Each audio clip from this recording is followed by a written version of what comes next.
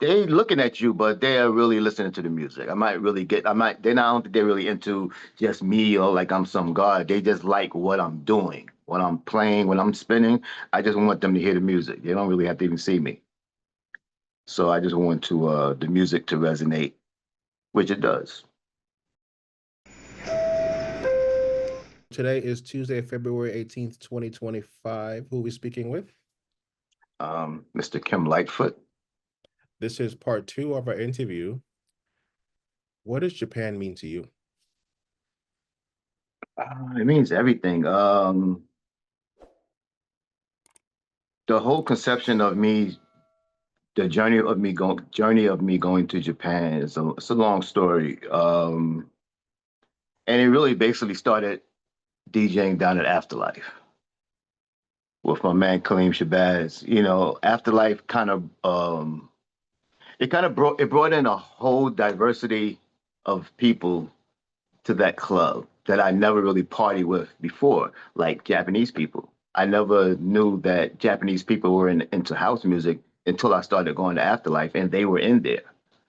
Um, I started meeting Japanese DJs around that time and like-minded guys that really love music. And Kaleem Shabazz had already went to Japan DJing at I think maybe once or twice. And next thing you know, both of us got booked out there to do an afterlife party in Tokyo. And that was the first time I went with him and his partner at the time, Makoto Ki. They brought me to Japan and we did maybe like 2 or 3 gigs out there. And that was 1996. 1996. And a year later, we went back out again. We did like a New Year's Eve party. And after that, I went, I had a tour every year for 28 years straight. Every year I went to Japan from 1996 to 2019. And the only reason why I stopped in 2019 was because the pandemic hit. I went that October before the pandemic. And after that, it's just been a gap. I mean, it's still there, but I just, you know, it put me on the bleachers for a little while.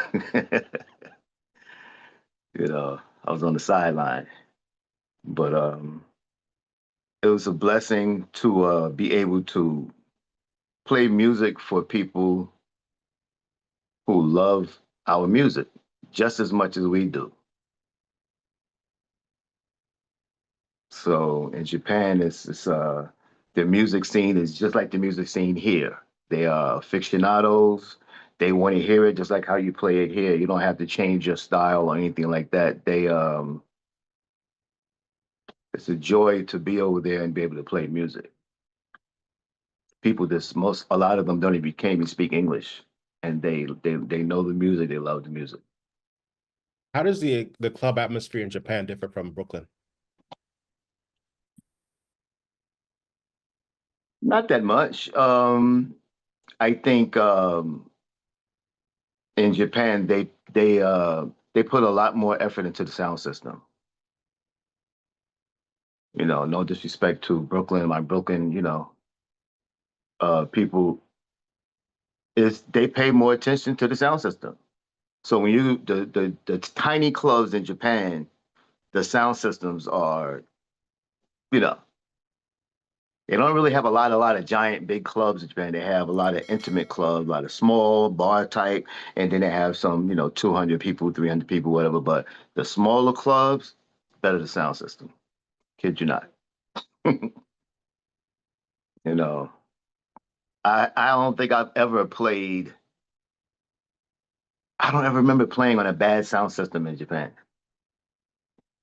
Not that they were all really big and powerful, but the acoustics was always they are very acoustic minded when they build their system.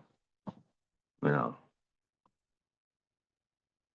Share with us a memorable moment from one of your Japanese DJ sets. say that again. Share with us a story from one of your Japanese DJ sets where you were playing and they were receiving it, and you were like, "This is why I do it." Wow, that's really almost every time I play out there. It's like that. Every gig is like it's like that. I remember there's a festival, annual festival in Sapporo, right around Labor Day. Actually, right around my birthday every year. My birthday is September 7th. And it's an outdoor festival up in the mountains in Sapporo. And Joe Clazel has done it, and Josh Milan has been out there. A big 2,000 people outside in Japan in the dirt. And they invited me to play. It's called Big Fun. They invited me to play one year, and it was my birthday. So when I came on, the DJ set was like in the circle. So everybody is around the set, boiler room style, outside. Then it started getting dark. They had fireworks come on. And when I came on, it was like the fireworks started, the music started. I could turn around in the 360 and everyone is behind me, around me. And it was, I've never experienced anything like that in my entire life. And I don't even have it on film. So I couldn't film it. Like, what? How can you film at that moment? I actually had a couple of shots, a couple of seconds of footage. I think someone had sent me, but I think I probably lost it a couple of years ago on an old phone. But somebody had some footage of it. But it was one of the best moments I've ever had in Japan, and I had a bunch of epic moments out there. But that was one of the ones that stood out because it was my birthday. Everyone was like saying happy birthday to me, and the love they showed me that day with that many people. I've never had anything like that happen to me before. That sounds incredible. Yeah. How Another has one. Oh, One more. Let sorry, me give you one more. One yeah. more real quick. In Sapporo at Precious Hall, I think this was probably one of those tours that was the first time I was away from home the longest ever. And my daughter was probably about 3 or 4 years old. I had really just started going. And I was homesick. This was the last gig. I was leaving the next morning to come home. I was dead tired after all that traveling and playing and everything. And there was this moment during that night that I played this song by Moody Man, You're Blessing Me. I think the name of it is called A Thief Who Stole My Blessing, something like that. But she's singing and she's saying, Oh Lord, you bless me. In the middle of this song, everybody in the party was like this, their hands in the air, like there was like a church moment. And I was crying. It was a moment that I got really, really emotional. I wanted to be home, and that song resonated to me. It resonated to the whole point. It was about 60 people there. Precious Hall is just it's a big club, but it's that one room. It'll probably hold about 100, 150 people. It'll be packed. But 60 people, it was like really, really energetic. And it was like 6, 7 o'clock in the morning. So that night that I played there from 11 o'clock to 2:30 Sunday afternoon. Yep, yep. And that moment happened like soon as it got daybreak, and that was like one of those surreal moments, you know, in Japan. Wow. I wish I was there for that. Yeah, I wish you were too. And Preston Hall, you can't do any filming or anything in there. You can't take any pictures. Oh, wow. Nope. That's why I don't have. I have photos outside of the club. I have a few inside of just the console, but the party itself, filming and stuff, while they don't my friend, the owner, his name is Saturo. He doesn't he's not a social media guy. He doesn't want that type of promotion. He's underground, and that's how he wants to keep it. It's underground club. Wow. No filming. All those years, I've never, you know, mm-mm. Wow. Hmm.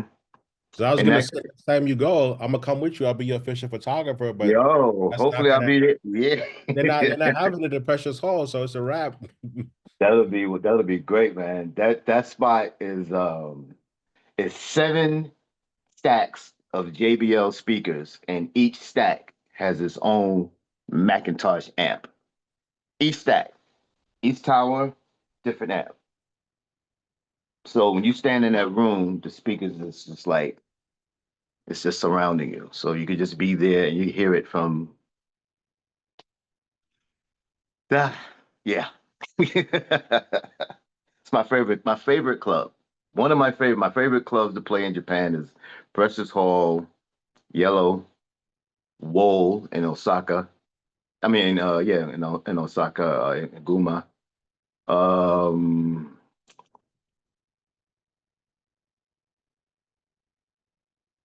uh, those three.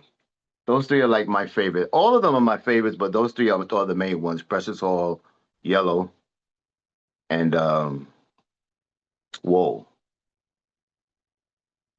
I love playing there. How, Yeah. how has Japanese culture influenced your music selection or mixing style?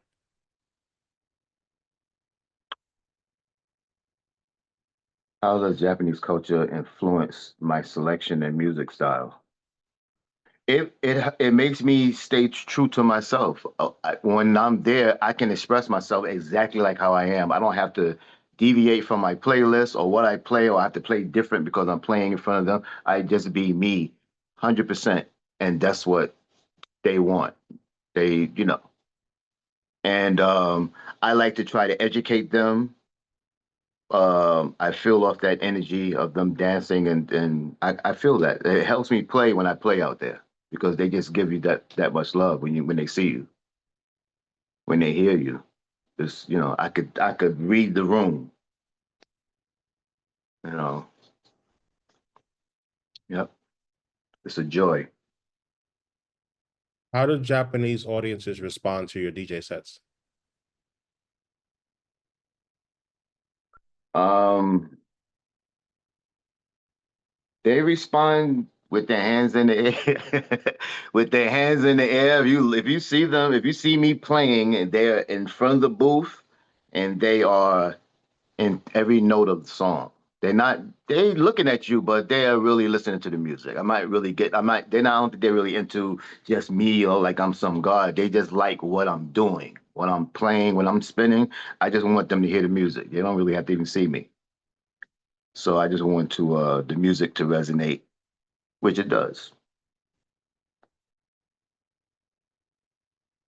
How many times? Well, I was gonna say how many times you've been to Japan, but you told me pretty much every I've year. been there 28 times. I've been there 28 times. There was one year I didn't go, and then the last couple of years I haven't been there. But it was always a tour every year. Every year, 5 cities, 5 city tour every year. And I was probably one of the only United States DJs that was going to Japan without a record label, without any production. I was going to Japan every year just for DJing. No, I had an agent, which is Akiko Asuki, that's from Tokyo. I actually met her through my friend DJ Nori. Um, Funny story with DJ Nori was the last time Kaleem and I was in Japan. One of the first times we went, we were walking the streets at night. We was actually looking for this club that we had heard about in Shibuya. So we were walking down the street, and across the street there was this guy walking, and somebody said, "Kim Lightfoot." So we look at each other like, it's no way I'm in another country and someone recognized, like, and it was DJ Nori. That's how I met Nori. I met Nori like that. I think we exchanged numbers. And the next time I came to Japan, I stayed at his apartment. I stayed with him. That's how I met Akiko. And then Akiko became the one who was booking me. She became my booking agent. That's my, I wouldn't have been going to Japan that many times if it wasn't for her and Nori. There was a time she and I had taken a break because she was doing some other business ventures, and I was under the booking agent of Rio Watanabe. And Rio was, he was booking Timmy and Francois and Danny and all of them, and then he took me on for a couple of years, and then I went back to Akiko. Yeah, so I'm blessed. I'm blessed.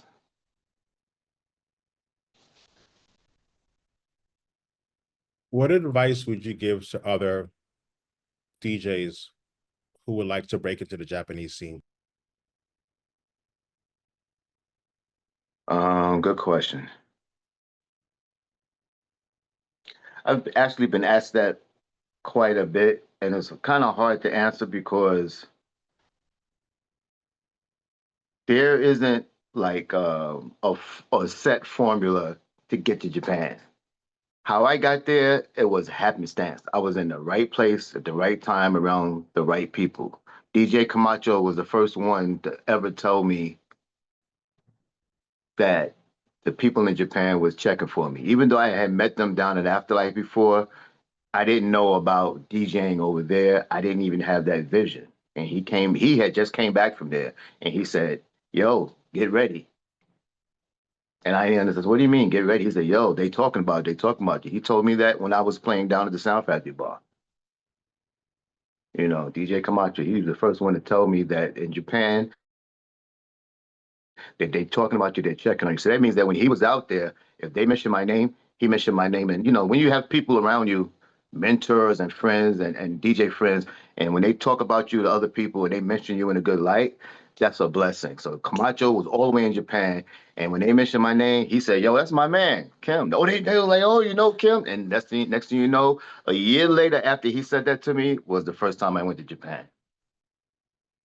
So he spoke that into existence for me, and I always I thank him for that. I'll never forget that.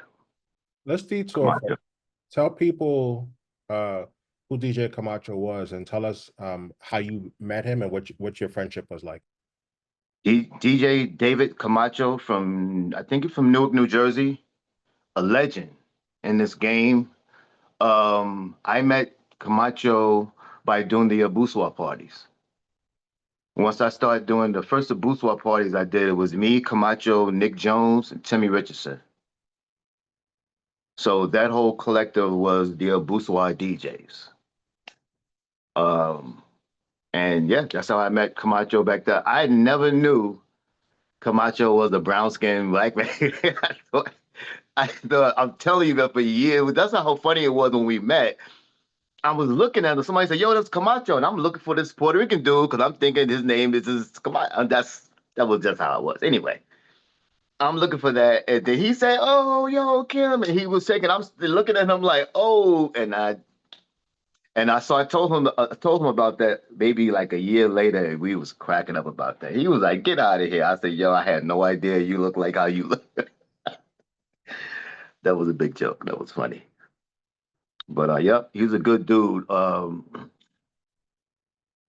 don't even know. I can't sit here and say how great he was or how good he was. Everybody that knows Camacho, if you knew him, he meant something to you. He just wasn't a guy that we knew, just some other DJ. He mentored everybody. He gave us music. He told us, "Oh, you need to do this. You need to." Every time I was around him, I learned something from Camacho. The way he played, um, he was a brave DJ, meaning that he'll have something in his head or he'll put something in his crate and because he know that I'm gonna play this tonight and I'm gonna mess everybody up. And he would do that without any fear and it would work. I remember the first time I went down to Sound Factory Bar when he was playing in the Funk Hut and he played the Clark Sisters Hiya, this gospel song in front of all these young kids downstairs at this club. The place was jam packed. And he threw it on, and I'm listening to it, and I'm going like, wow, what would make him play? And the song, it went well. And what he did was he's educating the crowd. So like I said, when I'm around cats like that, I always learn how to, or it just that stuff like that soaks into me. I always been like that growing up. I always I soak in the atmosphere around me, and it makes me know how to play. I don't have any fear. So let's say you have a gig in Japan next week and you're preparing. Um, well, I'm dating myself. I was gonna say, tell me about what you're putting into your record bag, but now everything's on USB. So If I go to Japan next week, I'm taking some records with me. I'll bring so, my flash drives, but tell us about your thought process. Okay, bet, if I'm gonna play in Precious Hall, I'm gonna bring these records. If I'm gonna play in, da da da da da, I'm gonna bring these Club Yellow, I'm gonna bring these records. So walk us through like how you think about your sets in Japan and like, walk us through programmatically how you like to program the night. And then walk mhm. us through like what kind of records people can expect or you think about packing and playing. I'm bringing a little bit of everything. I'm bringing big room music. I'm bringing Chicago house. I'm bringing classics. I'm bringing deep house. I'm bringing really eclectic stuff. I'm bringing break beats. I'm bringing all types of classic, all types of jazz, anything abstract, anything that I see, I'm throwing it in there and I'm just going to bring it with me. And then when I get there, I just let it fly. Depends, I read the room or the feeling, what I feel like in that room, how I'm going to start, and then I'll just go through the journey. I think that when I play at a place like Precious Hall, Precious Hall is like it's like playing for loft heads or garage heads because the Precious Hall crowd in Sapporo, when I play there, the people that come out, they are not young people. They're not like really old, but these are the people that's been around on the club scene for a long time. So when they come, when you're playing for them, um, I can play like how I want to play, but I'm gonna give them some real music. And because of that sound system is when you play classics, anything on that sound system, it just sounds different. So that's the experience I'm playing on that. And they know that when they come there, they want to hear beautiful music. So I think that my folder that I make the night I'm playing at Precious Hall is a little different than if I was playing at Yellow. Even though Yellow is not open anymore, if it was still open, Yellow would be more, I'm playing that and some, classics. I'm hitting them hard on that. But Precious Hall would be a little different. Controversial question. Uh-oh. When you're playing in Japan, do you ever get requests? And if so, do you take them? Nah. They ain't gonna give me no requests. I don't get people asking me. I mean, I've played at places and someone will come up and give a request, but you don't need to give me a request. You're getting it already. What are you going to request? Why are you going to request in the middle of my set? I've had that happen when I used to play like at in Brooklyn at Frank's Lounge. You would get some people to come in there and somebody would be that probably never heard of me and never heard it. Oh, can you play? I'll get that. But most of the time when I play out, I think the audience is very open-minded to hear what we're going to do, and they're not going to come up and ask you to play anything that I, I don't really get that. That's not my experience.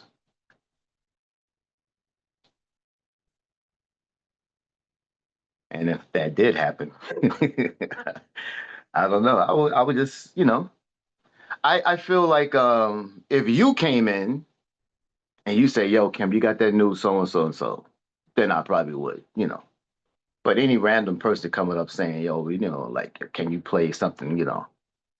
It's not a jukebox here. We don't do that. No, I'm only joking. No, I get you. I get you. Yeah. It's cool. It's cool. What's the biggest misconception about the Japanese club scene? Are there any misconceptions? I don't know. I don't know. I don't know how to answer that. I think that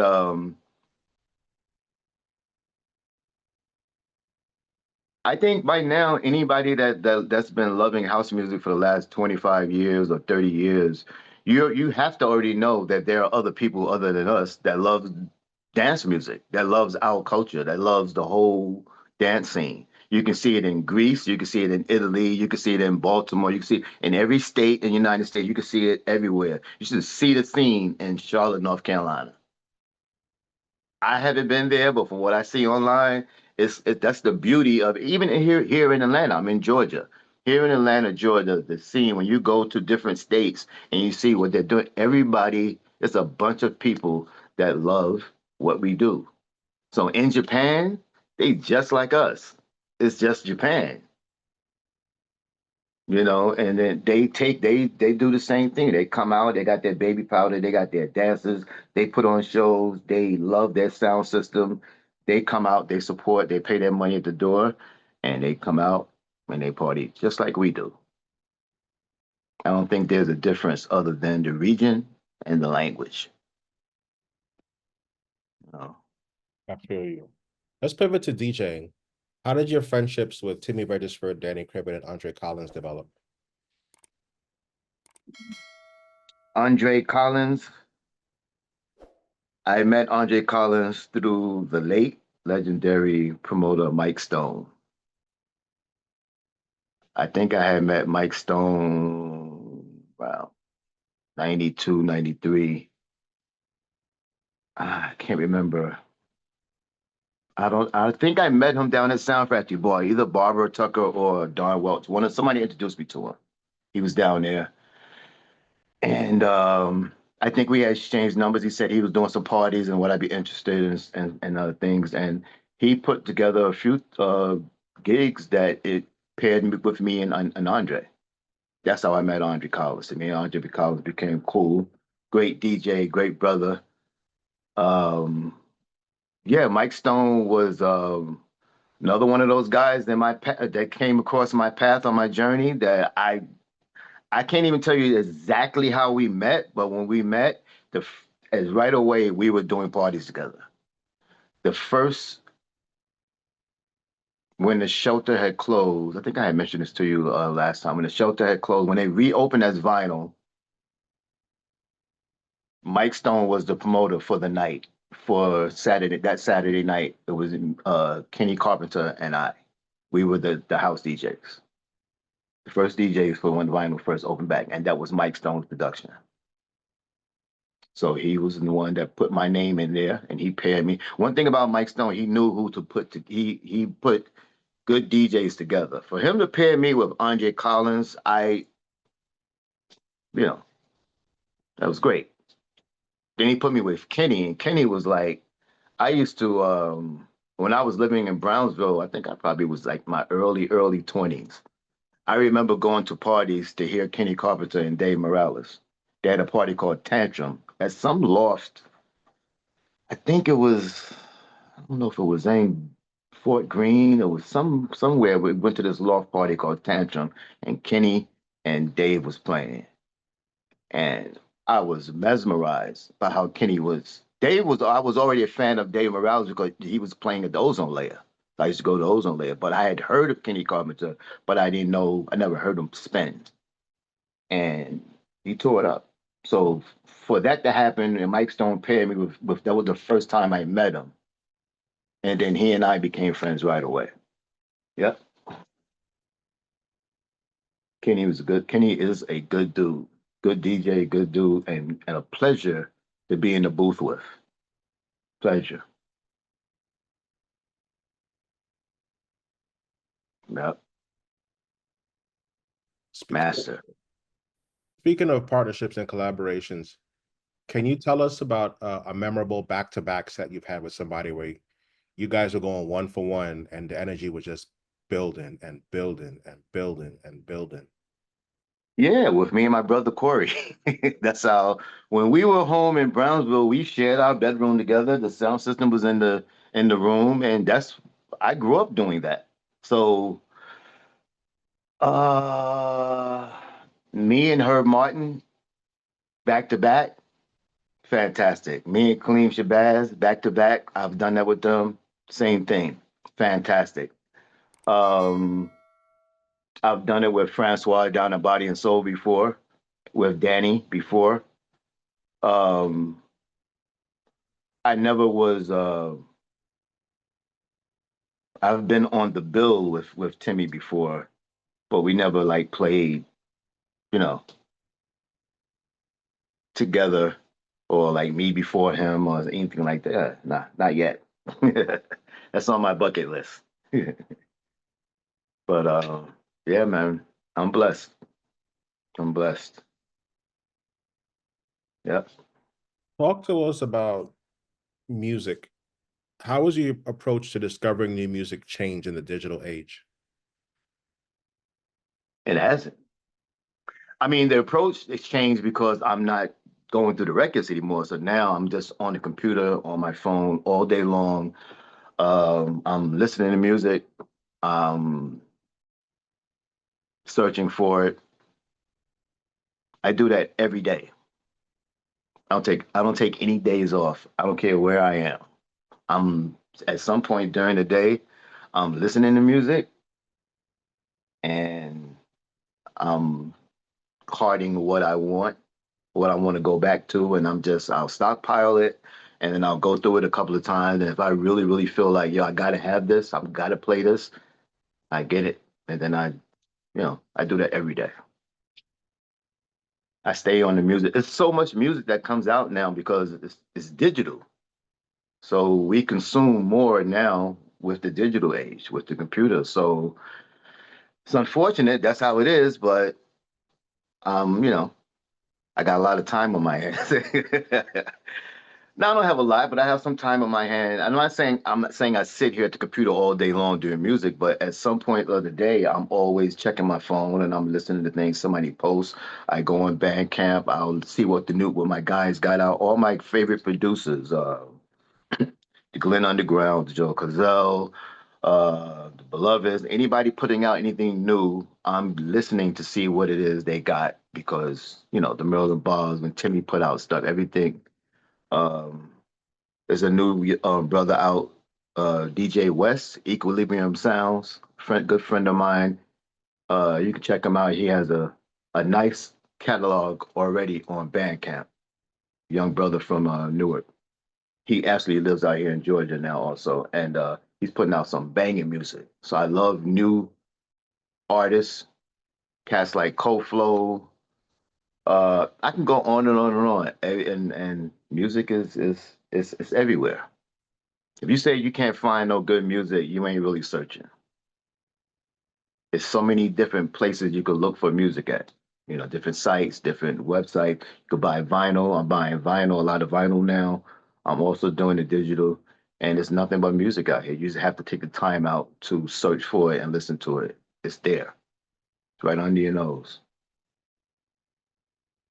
Speaking of music, what track always gets the crowd going, no matter what the venue? Soul drums, Herb Martin, guarantee. It's never failed. It's never failed me anywhere. Japan, Brooklyn, Jersey, anywhere I've played. Atlanta, never fails.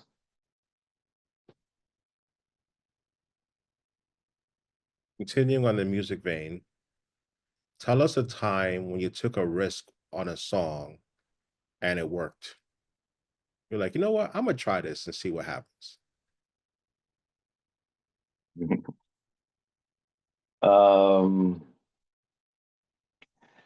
I remember years ago when I was playing down at Ray Hands Lost. I was in my old Black Power bag. And yep, I played in the middle of this party Right on for the Darkness, Curtis Mayfield.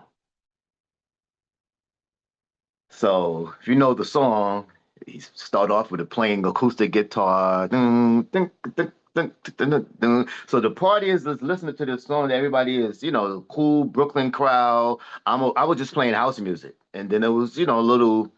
I think I just wanted to change it up some, let the song run off, and when I put this on, it was like crickets, and it's a beautiful song. Maybe two or three people, four people were kind of, you could see them, they were kind of into it, but it wasn't like the dance floor was crowded. It was a lot of people there. But when the song was over, I think I went into some James Brown something. But after that played that song, 15 minutes later, people were coming to the booth and they was like, yo, I can't believe you played that. Yo, that was my jam, man. I remember my dad. At least three or four people came in there applauding me that they could not believe that I played that. Like, what made you? I was like, I don't know. And that's how I learned how to. That's from the, when you get that, that just always resonated with me. That made me play like how I play. I'm not no different from any other DJ. I just do, that's just how I do it. It's fun. I think that you can educate an audience by playing something that they already know. Educating them it doesn't always have to be something new. You're you're reintroducing something to them. So for someone to never hear that song outside of their house on a cheap phonograph, and you can hear it in a club, it sounded so different to them, and that's why I really want to play it because I was like, I really want to hear this on a sound system.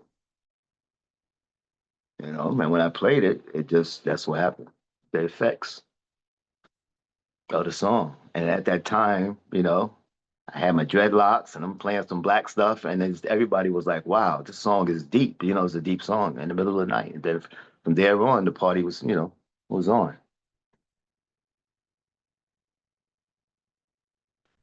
How do you read a crowd and adjust your set accordingly? And just watch the bounce. Just watch. They could just be doing this, and then I just scan and I'm just watching movements. I just see whoever I can see that's moving, and then I kind of just play for. I could zero in on one person. I could zero in on two. And if I see a couple of more, then I can I have to keep that momentum. So I'm going to keep trying to put something on to try to blend it where it's not really, it's going to stop the flow. I just want to keep the flow going. I'll change the song. It'll be a whole different type of song or sound. And I'll try to interweave it into each other to make it. I want you to keep dancing to it.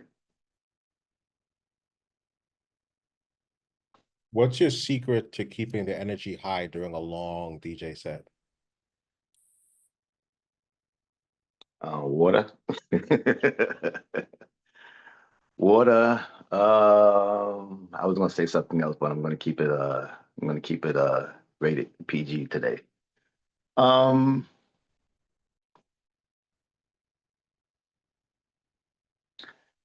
the crowd. The most important thing to me is the dancers. The people that are dancing, I feed off of that. That even when my body is tired, um, I can't forget that they're tired. They tired dancing, but you don't really. I want them crawling out of there. I don't want them to stop dancing and then go sit down. And then after a while, once you sit down, no matter what you're playing, your body is sore. I want you to keep dancing until the end, and then you just, oh, I can't do it anymore. I don't want to stop it in the middle of it. I want you to stay on the dance floor. You know, Even if I play something where it's really down tempo and everything, but I want to keep you listening and paying attention to what's coming out the speaker. You know, I want to tell a story, you know, at that moment when I'm just looking out there, looking at people, and I could feed off their emotion, their dancing, the movement, just to bounce. You know, sometimes when see them going like this, they're into it, but you got to do a little bit something else to get them to start. Oh, now they're going to get out there because sometimes they'll just bounce a little bit and then they don't really, they're not really feeling it anymore. So I don't know. It's a connection thing. I try to connect.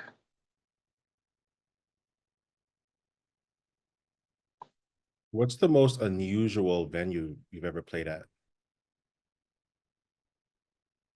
Hmm. Unusual.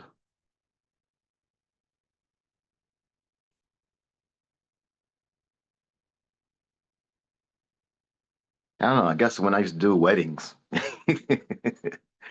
back in the days, in the late 80s. No, yeah, in the 80s, 86, 87, 88. Um, I was doing weddings. I was doing anything, community centers, I was doing gigs, and I just really found that doing the weddings just wasn't for me. I was always, and that was when the request was always there. You asked about the people requesting at a wedding. That's what they do at weddings. They go up to the DJ and they want to hear this. So and back then, you know, I had wedding songs, but I guess sometimes you didn't have the stuff that people wanted, and then you were playing something. Nobody at weddings. It's hard to please everybody. I was at a wedding, and I remember me being there listening to the music, and you know, I wasn't complaining or going up to them, but I wasn't pleased with the music. So I can imagine if you're not into that, you're not into it. It's nothing you could do about it. So I think that after a while, I was itching to just be me. Being doing weddings just wasn't my cup of tea anymore. Um, the last one that I did a wedding for a friend of mine, and they were from Trinidad. I had all this, I had all the soca music. I thought I had, I thought I had enough, the music for. Anyway, I thought I was prepared, and the groom's father was drunk. I mean, straight from Trinidad. And he was like, "Yo, play, you gotta play some more." Anyway, it got so ugly, and so it really messed my whole gig up because it got to the point where he wanted to fight. Um, because no matter what I played, it wasn't good enough for him. Even though I was playing some of the music, it just wasn't the stuff that he wanted me to play. And I was like, "Well, maybe you should have DJ for the play." That's what I said to him. Why don't you DJ? Well, I said something like, "Well, why don't you come DJ if you know more than what I know? Why don't you just sit back and let me, I kept trying to really, anyway, so long story short, that was the last wedding I ever did because I said after that gig, I said, I can't do this anymore. If it gets to that, and it wasn't like I wasn't doing a good job, I think that it wasn't the job for me. It's a, I know, I know a bunch of good wedding DJs, and they are good at it, and that's what they like doing, and that's what they can do. I'm just not that guy. So I had to, and once I stopped doing those weddings and accepting those gigs, everything for me changed. I'm telling you, bro, everything changed for me because I stopped doing that, and now you just open yourself up to your blessing. I was blocking my blessing doing stuff that I really didn't wasn't true to. I wasn't enjoying it. And then I started getting more opportunities to play in clubs and do other parties and stuff like that I really want. Then I just started meeting people. You know, I What's remember when I first met Francois. Francois was deep when we was doing Afterlife on Houston. Kaleem had two other small rooms, with different genres. There was somebody in there playing like it wasn't hip hop, but like maybe classics and break beats. And then I had another room that was playing some ambient, different genres of music. We was playing a house, of course, and classics in the main room, but we had always the small rooms had different elements. Francois was in one room, and at that time, I had no idea that Francois K, who I knew was a percussionist on Prelude Records, I didn't know he was a DJ. So Francois, at that time when he was playing at Afterlife, he wasn't the Francois that we know now as a DJ. No one knew. I didn't know anyone that knew of him as a DJ. So he was down there playing, and I met him down there, and I met Danny Krivitz down at Dance Tracks one day. And then I invited him down, put him on the guest list to come to Afterlife. He came to Afterlife that night. He brought a stack of records that he had did edits, classics, gave me clean music. That's how Danny and I became friends. And that's how Francois and Francois and us became friends. Then when they started doing body of soul, when we started vinyl, I was doing Sundays with Francois. Tell us that story. Tell us about the Midas. What was it called? The Midas Touch? Yeah, the Midas Oh, Club. Midas Yes, Club. John Davis. That Tell was us, John Davis. tell us Yeah. that. Tell us that origin story and how you got involved, and then how that evolved into Body and Soul. Um, I met John Davis through a friend of mine, a late brother named Jay Byron. He and I used to hang out a little bit, and he told me about this guy from London that was in town that was getting ready to open up a club or do a party, and he wanted me to meet him. So I didn't know what it was about. So what the meeting was when Vinyl was getting ready to reopen. Well, the shelter was going to open as Vinyl. So this was the new club, new ownership and everything. And they had a meeting. They were setting up the nights, and that's how I met John Davis. And he was doing, I think he did a couple of Saturday nights down there, but I mentioned to him about doing Sunday afternoons because I was doing Sundays afternoons at behind club doors at one time. So the idea was in my head, like, yo, Sunday afternoon party was. So we were doing the Sunday party down there, Francois and I, and of course, it wasn't, it wasn't as successful, of course, as Body and Soul. We weren't really getting a lot of people coming in there. We were promoting it back then.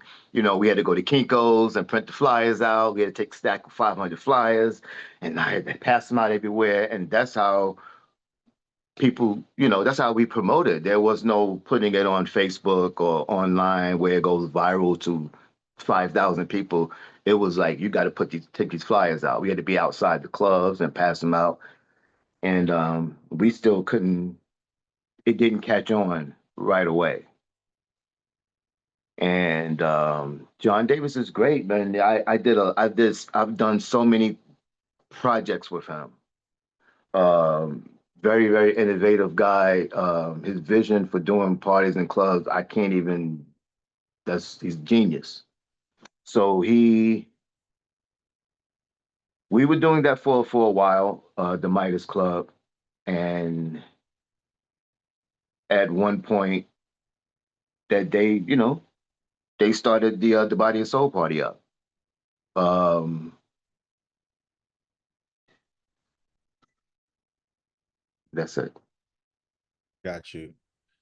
If you could go back in time and give your younger self one piece of advice, your younger DJ self one piece of advice, what would it be? Um,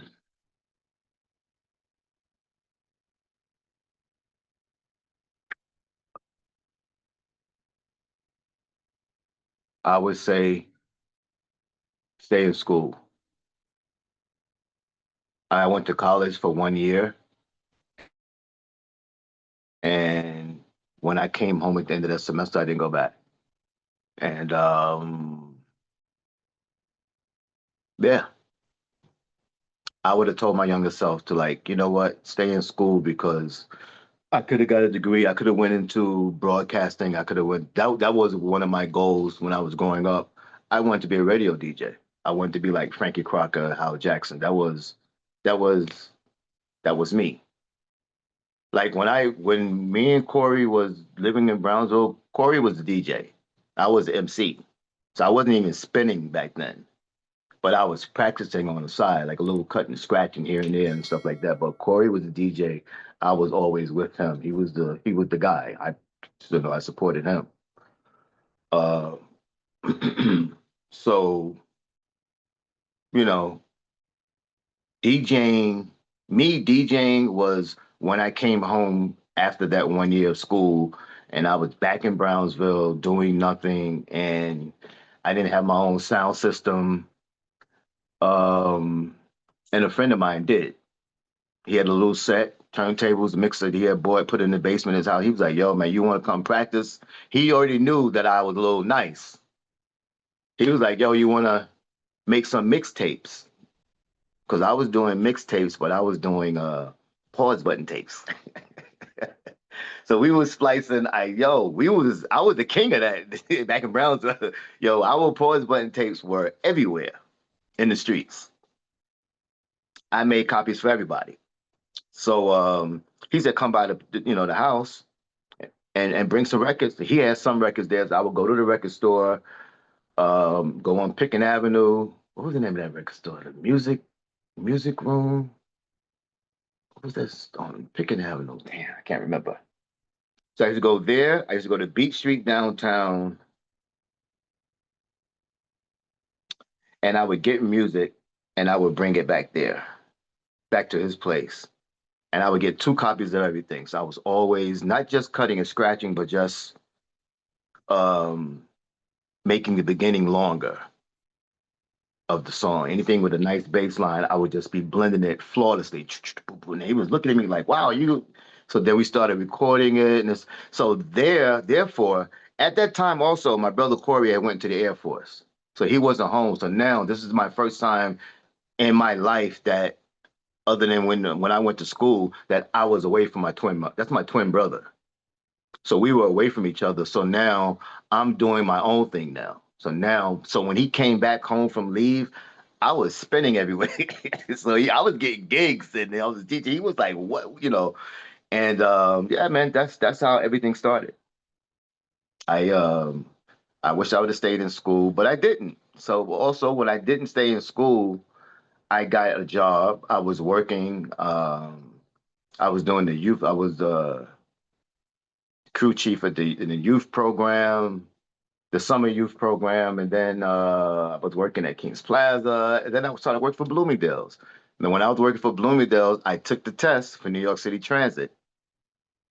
I forgot about it. And then when the Bloomingdale's job was Christmas help. It was Christmas help. So I was only supposed to work from like October to like January, but they kept me on till like March. And the day before I was supposed to be, the next day I would have been in the union where they couldn't fire me. That would have been a permanent job. They let me go. Yo, they let the boy go. I was crushed. And I had just got an evaluation like 2 weeks before. Everything's perfect. My dress, on time, punctual, attendance, everything was perfect. So when they say let me go, I was, why you? What? They was like, well, we don't really need you or whatever it was. They let me go. And when they let me go, I was home back in Brownsville, no job for about 3 months, and then I got the card in the mail to go down for uh, the physical for New York City Transit, and I worked there for 31 years and 8 months. Praise God. So yeah, man, I ain't got no complaints. Everything worked out. I And don't have no complaints in life. and the last question, what's a dream project or collaboration that you like to do?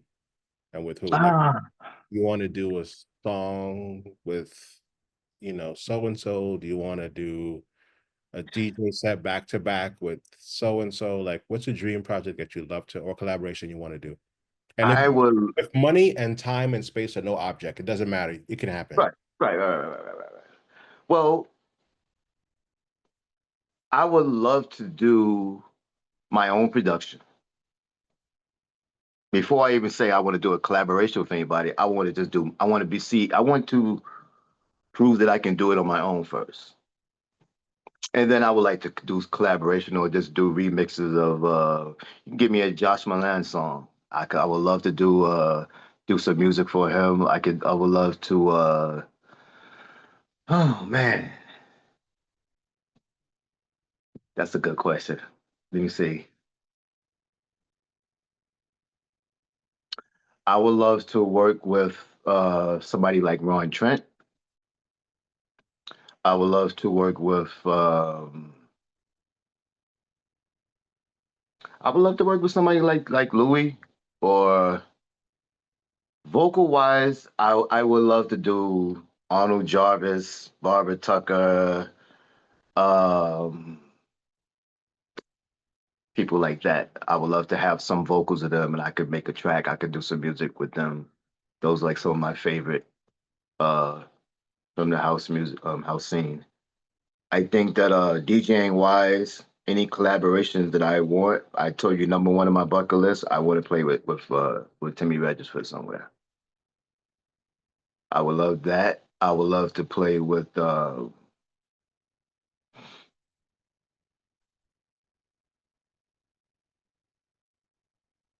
that's it.